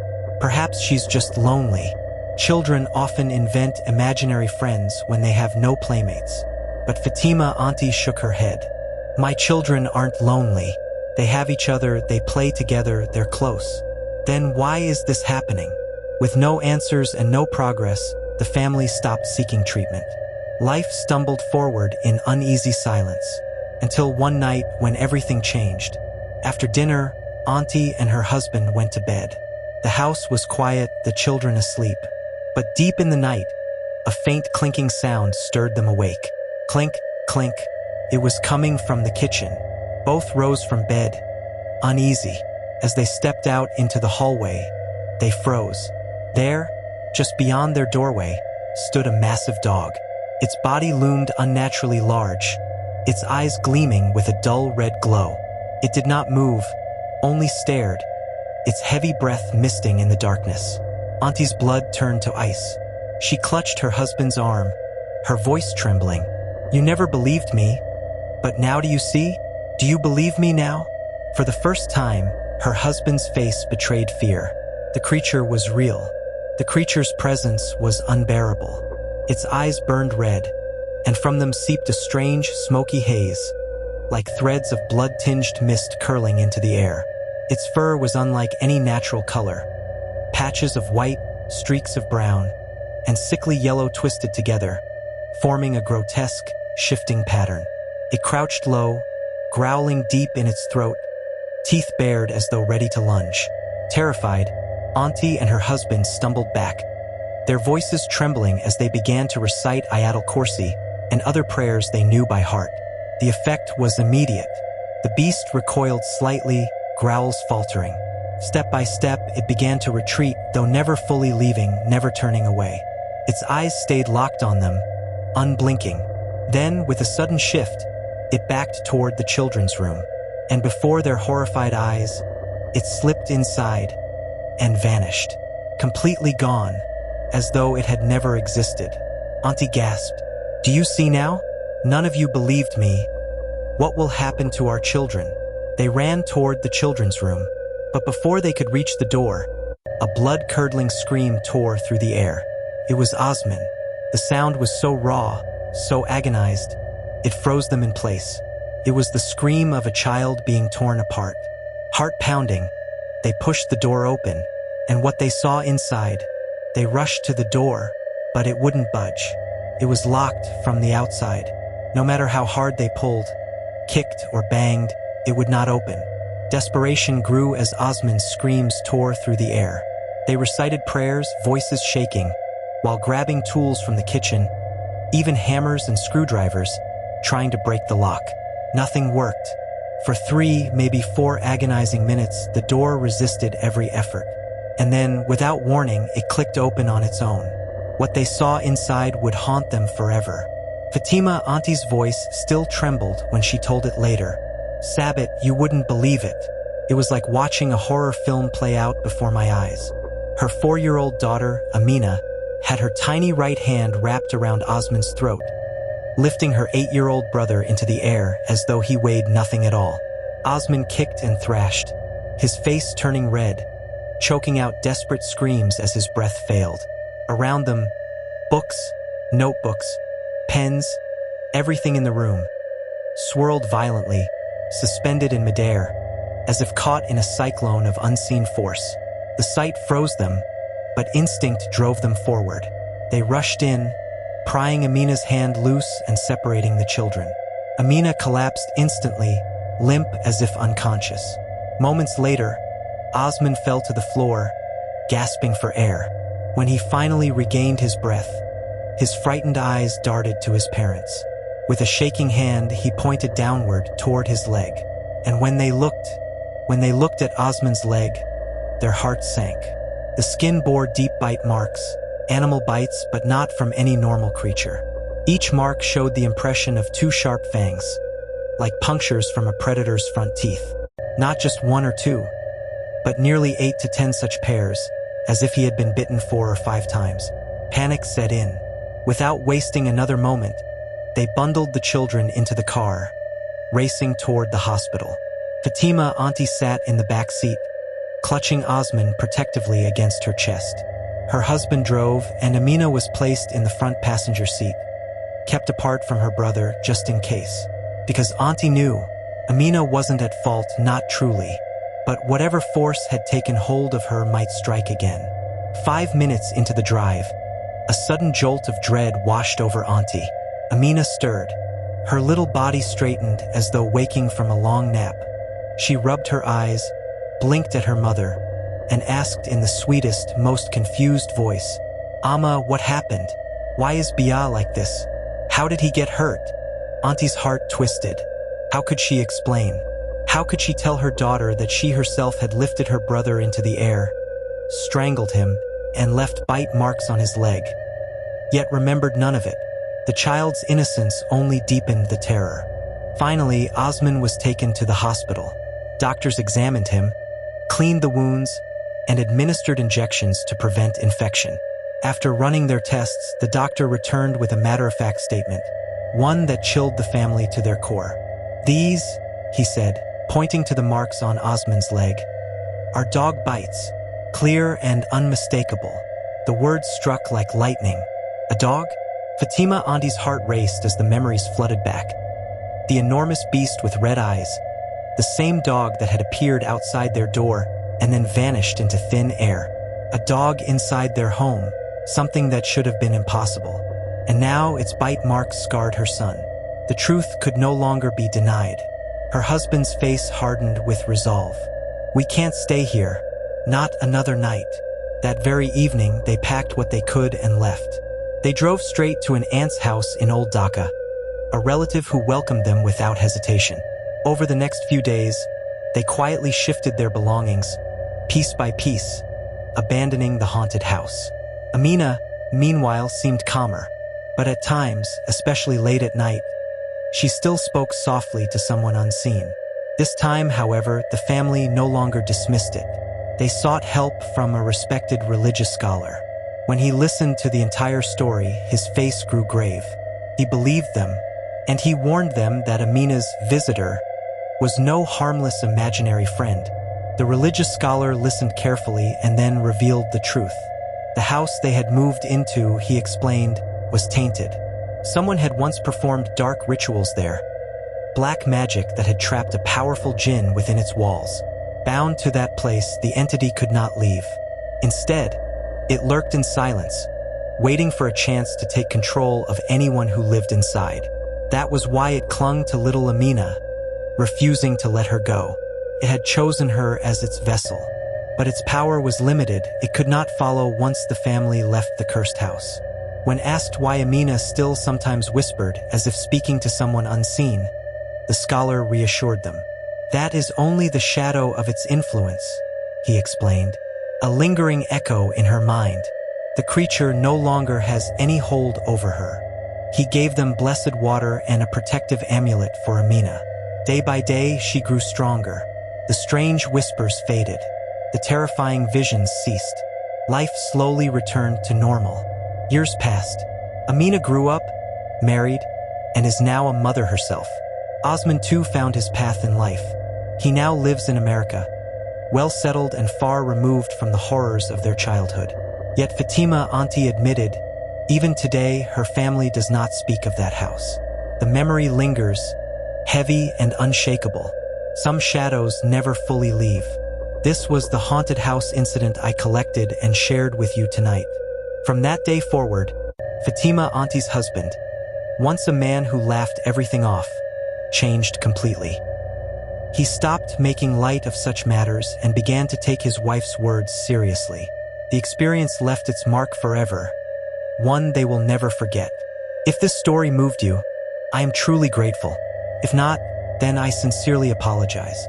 In the future, I will continue trying my best to bring you even more gripping and powerful stories. Until then, stay safe, stay well, and keep supporting vhut.com. And please, keep me in your prayers. Assalamu alaikum. And now, once again, I return through the shadows of the night, carrying the echoes of fear in that same familiar tone. Whether you choose to believe or not, that is entirely up to you. But remember, some doors, once opened, can never be closed. My name is Muhammad Masur Rahman, and tonight I'll share with you a true story, something that happened to me and my uncle. The place? Dalbanga Union, Gaybanda. It began shortly after my uncle got married. One evening, he told me we needed to bring my new aunt back from her parents' home. I agreed, though I asked for a little time to get ready. By the time we set out, it was already around 11 p.m. The journey was long, about an hour on rough village roads. The path stretched through endless rice fields with no houses in sight. On one side lay a graveyard, and beyond that, the river flowed quietly under the night sky. The silence was heavy. The darkness pressed in. Yet we continued on. We finally reached my uncle's in-laws' house, ate dinner, and prepared to return. By then, it was close to 1 a.m. Before leaving, my grandmother, my uncle's mother-in-law, said something to us. Words I didn't pay much attention to at the time, but later I would never forget. Before we left, my grandmother, my uncle's mother-in-law, said to us, "Take these oil-fried cakes with you. Give them to your grandparents when you get home." We hesitated. It's already late. Carrying fried food at this hour might cause trouble. But you know how village people are, simple, kind, and generous. They insisted. So finally, we agreed and took the food with us. At first, the road was calm. As long as there were houses nearby, we felt safe. But soon, those houses faded away. On one side stretched the silent river. On the other side lay a cremation ground, a place heavy with shadows. That's when it began. From behind us came strange noises, like whispers, like someone urging us, "Keep walking, keep walking." The sound grew louder with every step. Now let me tell you something. At that time, I was a madrasa student. I had learned my prayers, my du'as. I knew what protection verses to recite. So I quickly told my uncle, "Mama, don't be afraid. Recite this surah, blow 3 times onto your chest, and nothing will harm us." He did as I said, and that's when the real test began. Still, Razel by, even after reciting verses, the sounds didn't stop. From behind us it felt like something, no, many things were following. Whispers came right to our ears. Give it here, give it to me. At first, the food bag was in my uncle's hands, but fear overtook him, and he passed it to me. I told myself, no matter what, I must carry this. Tonight, I won't give in. So I clutched that bag tightly and kept reciting every surah, every dua I knew.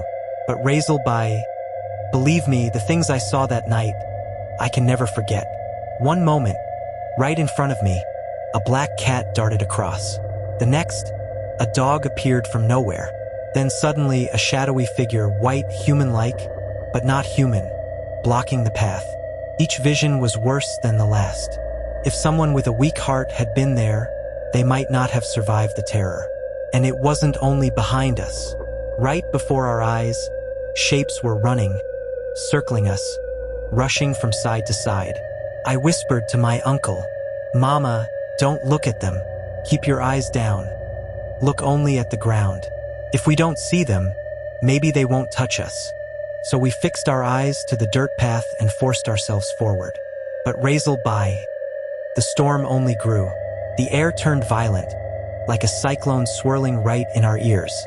A hot, foul wind wrapped around us, and the voices grew louder, hungrier. Give it here. I'm starving. Give it. But even then, we refused. We didn't hand over the food. After struggling through the night, we finally reached the cluster of houses nearby. Exhausted and shaken, we told the villagers everything and begged for help. But instead of sympathy, they stared at us in shock. Are you out of your minds? They said. Why would you carry food through the cremation grounds at such a late hour? Don't you know that place is cursed? We explained. We didn't want to. It was forced on us. The villagers nodded gravely. Leave the food outside, they said. Don't bring it into the house. So that's what we did. They never allowed the cakes inside. And that night, we slept under their roof, shaken, yet safe. This was the truth of what happened. Razel Bai. If you found this story chilling, please share it. If not, forgive me, this is the very first story I've ever told. Inshallah, I'll share more. Assalamu alaikum.